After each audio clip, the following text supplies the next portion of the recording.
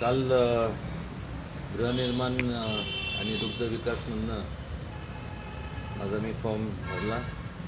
आज छाननी होती आणि आपल्या सगळ्यांना माहिती आहे की बँकेत निवडणुकीच्या असं करता बँकेत एक अकाउंट उघडावं लागतं इलेक्शनचं ना इलेक्शनचं. त्याकरता आलो मी, सह्या केल्या आणि येत असताना मला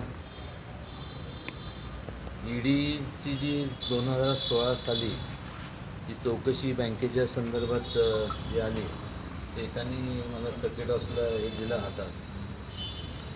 आणि या अगोदरसुद्धा आम्ही मागणी केली होती की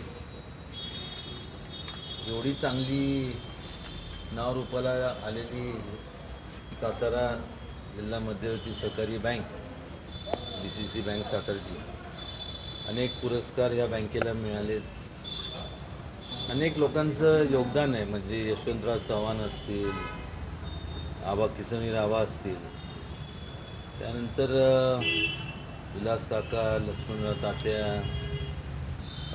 बिलारी गुरुजी, जवळपास अनेक वर्ष ज्यांनी चेअरमन ते आदरणीय पाटील साहेब, म्हणजे असे अनेक या बँकेला म्हणजे बँकेत लोक डायरेक्टर म्हणून, चेअरमन म्हणून ह्या संपूर्ण लाभले या बँकेला. पण का कुणास ठाऊक नेमकं आणि ह्या काळातच जे लोन दिलं गेलं होतं या बँकेच्या माध्यमातून जरंडेश्वर सहकारी साखर कारखाना, तर हे कुठल्या म्हणजे हे जे लोन जे दिलं गेलं आहे हे ह्या बँकेने दिलं आणि पुन्हा DCC बँकेने सुद्धा दिलं. ईडीने आज तिथं त्यांची संपूर्ण ते ईडीच्या ताब्यात त्या कारखाना असल्याने मी माहिती मागितली, कारण की डायरेक्टर या नात्याने मी सुद्धा जे काय कारवाई होईल ते मला सुद्धा लागू होतं आणि आजपर्यंत मी काय जपलं असेल तर तत्त्व जपले. आणि त्यामुळे मी बँकेचे CEO सरकारी साहेबांना विचारलं की अनेक जे कर्ज दिलं तर त्याची मला माहिती मिळावी. तसं त्यांना आम्ही अर्ज पण दिला आहे. ते म्हणले चेअरमन साहेबांना विचारून ते आम्हाला माहिती देतील. चेअरमन साहेबांनी जर समजा त्यांना विचारलं, समजा त्यांनी जर होकार दिला नाही ते म्हणजे 29 तारखेला मीटिंग आहे, त्या मीटिंगमध्ये तुम्ही जे मागणी केली त्याचं माहितीची मिळावी म्हणून, तर ते आम्ही ठेवू आणि तुम्हाला मिळून जाईल. ठीक आहे.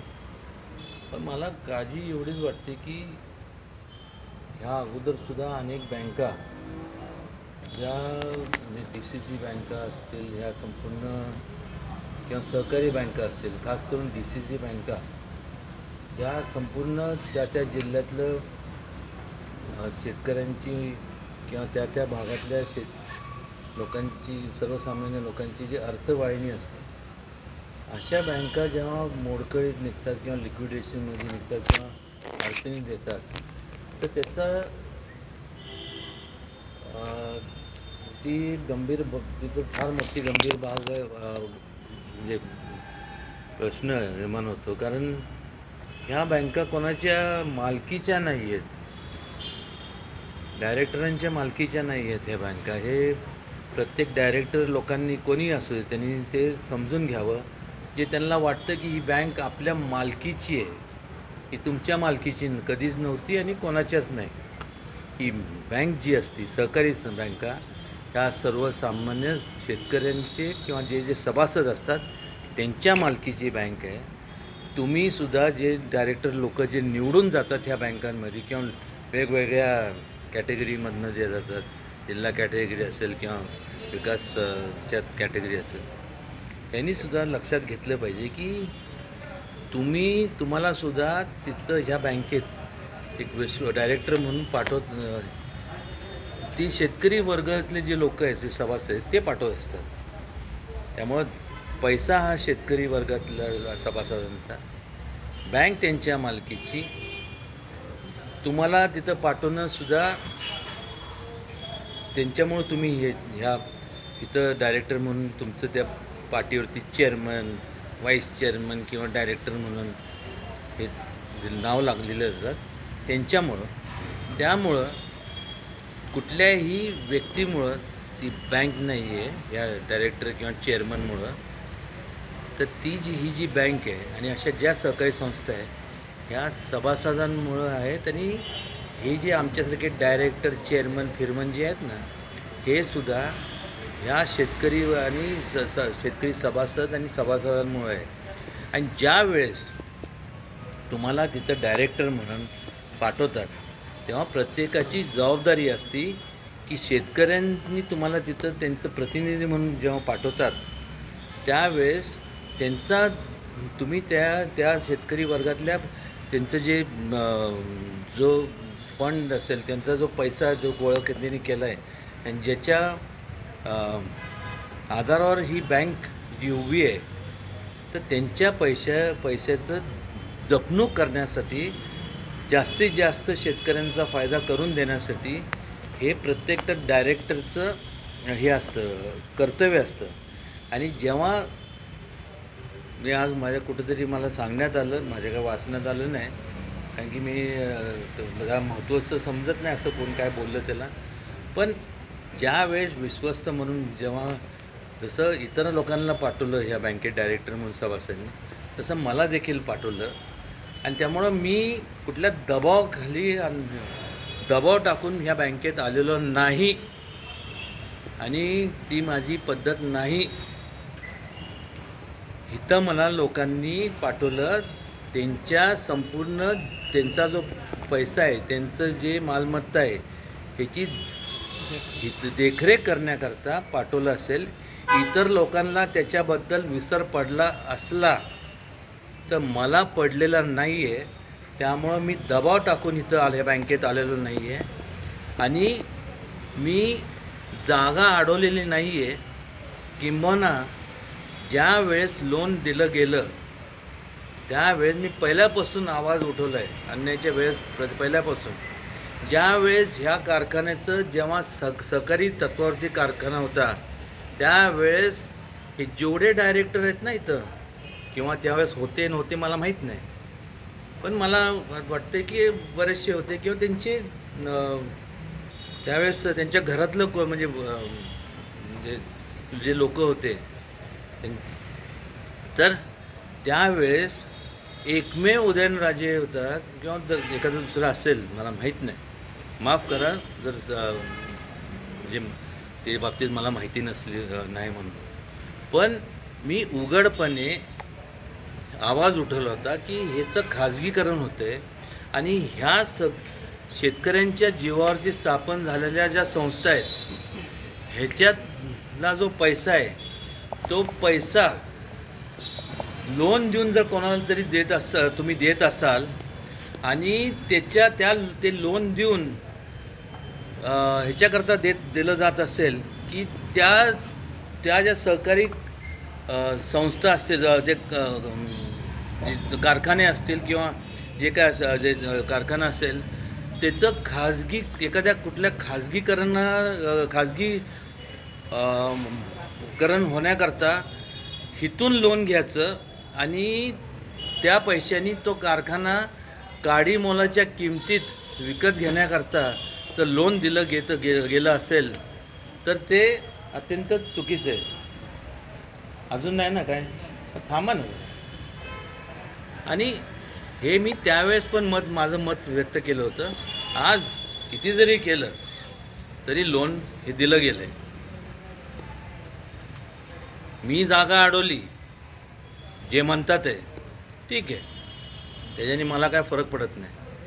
पण तुम्ही नाही ना अडवली जागा, पण तुम्ही एक केलं, मी जागा अडवली हा तुमचा ज्याचा कोणाचा आरोप असेल, बिनबुडाचा संकुचित बुद्धीच्या प्रमाणे आरोप असेल,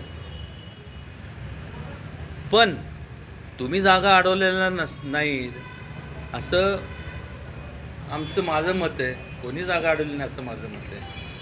पण जेव्हा तुम्ही जर जागा अडवली नसेल दबावापोटी म्हणा किंवा ह्याच्यापोटी, मग ते लोन मंजूर करताना शेतकऱ्यांचं हिताचा विचार का केला नाही? का विचारणा केली गेली नाही की हा सहकारी तत्वावरचा कारखाना ह्याचं खाजगीकरण होतं आहे आणि त्यालाच आपण लोन देतो आहे? का असं का विचार आला नाही मनात? म्हणजे उद्या हा झाला एक कारखाना, म्हणजे ह्या जिल्ह्यातले जेवढे सहकारी तत्वावरती शेतकऱ्यांच्या मालकीचे कारखाने आहेत, म्हणजे तुम्ही शेतकऱ्यांच्या मालकीचे कारखाने, शेतकऱ्यांच्या मालकीची ही बँक तुमच्या मालकीची नाही, शेतकऱ्यांच्या मालकीची. ह्या शेतकऱ्यांनी तुम्हाला पाठवलं इथं, तुम्हाला मला पाठवलं त्यांची मालमत्ता जपण्याकरता. जर हाच पैसा तुम्ही वेगवेगळ्या ह्या जिल्ह्यात जेवढे सहकारी कारखाने आहेत, जर असं जनरेशनला लोन दिलं, त्या कोणाला असेल तो गुरु कमॉडिटीचा कोणतरी त्या काळात म्हणलं, कळायला पाहिजे होतं गुरु कमॉडिटीचा गुरु कोण. मी विचारलं गुरु कमॉडिटीचा गुरु कोण ते तरी कळू द्या. त्याचं उत्तर अद्याप आम्हाला मिळालेलं नाही. लोक उत्सुक आहेत, खास करून त्या भागातले त्या कारखान्याचे सभासद आहेत, त्यांचे पैसे त्यांनी शेअरपोटी ते सुद्धा त्यांना ते हे नाही. ह्या बँकेतनं खाजगीकरण करण्यात त्यांचे पैसेसुद्धा त्यांना परत दिले नाही. त्यांना निदान प्रायव्हेट जरी केलं तर त्यांना प्रायव्हेट तुम्ही मेंबर्स मिनिमम, मला वाटतं प्रायव्हेटचं ते व्याख्या म्हणजे मिनिमम 7 मेंबर्स ना, पाहिजे तेवढं तुम्ही करू शकता. मग त्यांना सभासद तरी करून घ्या ना. प्रायव्हेट आहे ना, मिनिमम 7 ना, बरोबर ना, 7 लागतात ना. तुम्ही घ्या सगळ्यांना, द्या त्यांना त्याच्यात पार्टनरशिप का जे असतं प्रायव्हेट लिमिटेडमध्ये त्यांना सभासद, त्यांचे तिथं पैसे वर्ग करून घ्या. ते पण नाही. म्हणजे एवढं काय मला म्हणजे ते मला क्यू येते हो, मला म्हणजे कसं बोलू, म्हणजे काय चाललं आहे मला माहीत नाही. आणि मी जेव्हा बोलतो, मी खरं बोलायला जातो, लोकांच्या हिताचं बोलतो, तर मी दोषी ठरतो. मला काय फरक पडतो मला सांगा? होला हो मिळवायला मला काय त्याचं काय अक्कल लागते का? मी हे बोलत असताना ह्याच्यात माझा स्वार्थ काय मला सांगा? काय तर मला त्या कारखान्याचं काय सभासद बनायचं आहे का? त्यांच्या जेवढे कारखाने आहेत मला कुठल्याही कारखान्याचं सभासद बनायचं नाही. आणि त्यांनी मागं जरी लागले तरी मी घेणार नाही. पण ह्याचा असा अर्थ होत नाही ना की तुम्ही सहकारी संस्था स्थापन करा, त्याचं गिळंकृत करा, त्या लोकांना जे शेतकरी वर्ग आहे ज्यांच्या मुळात तुम्ही सर्वजण हे जे जिल्ह्यातले ह्याच काय सगळ्या महाराष्ट्रातल्या सगळ्या जिल्ह्यातले लोक जे कोण हे असतील, DCC बँक असेल, नाहीतर मग तुमचे पंचायत समिती, जिल्हा परिषद, नगरपालिका, महापालिका, आमदार, खासदार, हे ह्यांच्यामुळं तुम्ही त्या पदावरती आहात. कमाल आहे. जोपर्यंत जास्त तोपर्यंत शेतकऱ्यांचं बेंबीच्या देठा बसून की आम्हाला एवढं बोलणार की म्हणजे समोरच्याला वाटायला पाहिजे की वा किती मोठी तळमळ आहे बाबा. आणि खऱ्या अर्थाने तळागाळातल्या लोकांना जास्तीत जास्त त्यांचं प्रगतीपथावरती हे नेऊन सोडणार. पण बघा, ही प्रगती अशी असते, प्रगती ह्याला अधोगती म्हणतात. जेव्हा त्याच तळागाळातल्या लोकांना जास्तीत जास्त गाळात घालण्याचं काम जेव्हा होतं, हे होऊ नये ह्याच्याकरता मी ह्या बँकेत आहे. मला काय इथनं लोन एकही घेणार नाही. मला काय त्या ह्याच्यात काय त्याला म्हणतात, तुमच्या कुठल्या चेअरमन जे म्हणतो ना, किंवा कुठल्या ह्या मोठ्या पदावरती अजिबात स्वारस्य नाही. मागंसुद्धा मी होतो मागच्या ह्याच्यात, म्हणून अनेक वर्ष ज्यांनी जागा अडवल्या होत्या त्यांना सांगितलं की हे सुद्धा बँकेचे डायरेक्टर बॉडीमधलेच मध्ये असे बाकीचे लोक आहेत, म्हणून 4 लोक चेअरमन झाले, नाहीतर अन्यथा कधी अद्याप झाले नसते. प्रश्न त्याचा नाही कोण त्या पदावरती, पण त्याचा उपयोग तरी व्यवस्थित करा ना. महाराजसाहेब, ज्या पद्धतीने आता हे गुरु कमोडिटी कारखान्याला कर्ज दिलेलं आहे ते कायदेशीर असं त्यांचं म्हणणं आहे. माझं म्हण एक लक्षात, मी म्हणजे काय, मी म्हणजे कोण, माझा काय संबंध आहे? माझा संबंध काय आहे? तुमचं म्हणणं नका म्हणू, माझं म्हणणं आहे. इथं काय लिहिलं आहे? Enforcement directorate. माझं स्पेलिंग काय आहे? एन्फोर्समेंट डायरेक्टरेट आहे का नावाचं? माझं नाव उदयनराजे आहे. जर त्याच्यात तथ्य नसतं, ठीक आहे. आता कोण म्हणणार ते काय राजकारण असेल, हे राजकारण म्हणजे खऱ्या अर्थाने गजकरण आहे. मी त्याला भीक घालत नाही आणि कधीच घालणार नाही आणि घातली पण नव्हती. सत्ता कोणाची पण असू दे, पण जे खरं आहे ते खरं आहे ना. आता ह्याला जर तुम्ही म्हणला हा पांढरा रंग आहे, हा काळा रंग आहे, तर हा काळा रंग आहे का? हे काय निळं आहे का हिरवं आहे? मग सगळ्याची तुम्ही व्याख्या बदलणार आहात का? हे काय उदयनराजेंच्या हातात आहे? जर ह्याच्यात तथ्य जर नसतं तर ईडीची चौकशी किंवा ईडीने तिथं काय केलं त्यांनी The Enforcement Directorate has issued a notice to Satara District Central Cooperative Bank and Pune District Central Cooperative Bank ordering them to furnish documents related to the loan granted in connection with Jarandeshwar Sugar Mill.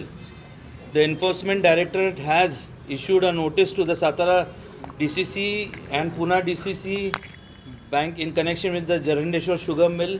The notice has caused a stir in the cooperative sector. The Enforcement Directorate has last week seized the Jarandeshwar Cooperative Sugar Factory near Koregaon, म्हणजे ताब्यात घेतली ईडीने, run by relative of जे काय deputy जे असेल ते वाचता येत नाही कोण, CM का काहीतरी, in connection with an alleged ₹25,000 crore fraud in state corporate. हे काय माझं आहे? मला काय संबंध आहे? म्हणजे अरे थांब रे एक मिनिट, राजकीय दबाव सांगितलं ना एकदा, एकदम उशीर यायचं आणि मग परत म्हणायचं राजकीय दबाव. येण्यासारखं काहीतरी तुम्ही पण बोलताय. चौथा स्तंभ आहात तुम्ही लोकशाहीचा. निदान प्रश्न विचारताना बोलताना थोडंसं भान ठेवत जावा, कारण की आम्ही इथं जे बोलतो ते तुम्ही सगळ्या शेतकरी वर्गापर्यंत नेण्याचं काम तुम्ही करत असता, तुमचे मीडिया करत असतो. आमच्यापेक्षा कित्येक पटीने तुमच्या मीडियाची जबाबदारी आहे. समजा उदयनराजे खोटं बोलतात तर खोटं किती बोलतात हेच तुम्ही सांगितलं पाहिजे आणि खरं किती बोलतात हे सांगितलं पाहिजे. आता सगळे शेतकरी देशोधडीला मिळतील. Satara district DCC bank has given a loan of 96 crores to relative of XYZ for purchasing Tehait on private basis. The ED is now trying to find out the basis over which the loan was granted. The ED is said to have ordered the bank to furnish documents submitted to get the loan. Bank officials have so far declined the comment on the bank officials आतापर्यंत have so far declined to comment on development. का? त्यांनी सांगितलं पाहिजे ना. हे सांगत नाही. आता हे CEO ऑफिशियली त्यांनी सांगितलं पाहिजे ना. डायरेक्टर नाही सांगत ते गोष्ट वेगळी आहे, पण तुम्ही CEO म्हणून त्या बँकेच्या लोकांनी सांगितलं पाहिजे. कारण की रिकव्हरी जे निघणार आहे ती सगळ्या डायरेक्टर बॉडीवरती निघणार आणि त्याच्यातला मी एक भाग आहे. माझ्यावरती कशाला, जर मी त्यात माझा काय संबंध नसेल तर माझ्यावरती ज्यांच्यावरती काढायची तुम्ही काढा recovery. Along with the Pune district bank, 4 other banks had given loans for purchase of Jarandeshwar factory. It is learned that the notice was issued accordingly. District Central Bank chairman कोण आहे आता, काय जे असतील नाव पुसट दिसते, काय माहीत नाही कोण असतील ते. बहुतेक जागा ज्यांनी अडवली नाही तेच असणार, आमच्यासारखी जागा अडवलेल्यापैकी नसणार. Currently in BJP, but the bank under the control of NCP. Now that ED has issued a notice to the bank, there is a stir in the entire cooperative sector, including the district. Control NCP चा असो आणि chairman किंवा जे असेल ते जे BJPचा असो, कोण तिथं पक्षभिक्ष मला काय माहीत नाही, पण ह्याच्यात चौकशी होऊन आणि ज्यांनी केलं आहे त्यांच्या रिकव्हरी तर निघणार. वकील साहेब, ते आपण ऑलरेडी दिलं आहे. त्यातनं बघा, नाहीतर मग आता ह्यांचं काय मला माहीत नाही. ह्यांनी सगळ्यांचं हे आता नाहीतर हे म्हणणं ह्यांचं पडतं की इथं जागा अडवली आहे, त्यापेक्षा आता लवकर जाऊ. कारण की ह्यांनी जर रिकव्हरी निघाली तर बहुतेक आता राजवाड्यासमोर आपल्या तिथं जागा अडवून ठेवू, वाडगं घेऊन बसू. नाही तर तीच आता यांच्यामुळं सगळ्या शेतकरी वर्गाची अवस्था होणार आहे. महाराजसाहेब, ज्या पद्धतीनं ह्या बँकेचं कर्ज प्रकरणाबाबतीतलं ईडीची चौकशी लागली तसं इतर कर्ज प्रकरणं असतील काय? मला बाकी काय माहीत नाही. जे प्रश्न विचारायचे आहेत ना, ते उत्तर कोण दिलं पाहिजे, मेन कोण आहे, एक तर तुम्ही सीओनला विचारा, ते सांगतील. मी डायरेक्टर आहे, साधा डायरेक्टर. मेन कोण आहे, चेअरमन, व्हाईस चेअरमन, त्यांना विचारा. माझ्या काय आम्ही साधारण मला एक समजत नाही. जेव्हा तुम्ही म्हणता पारदर्शक कारभार हवा, बरोबर, मग चर्चा तर झाली पाहिजे ना, का नाही? साधं मला सांगा, त्याच्या कमिटीज असतात.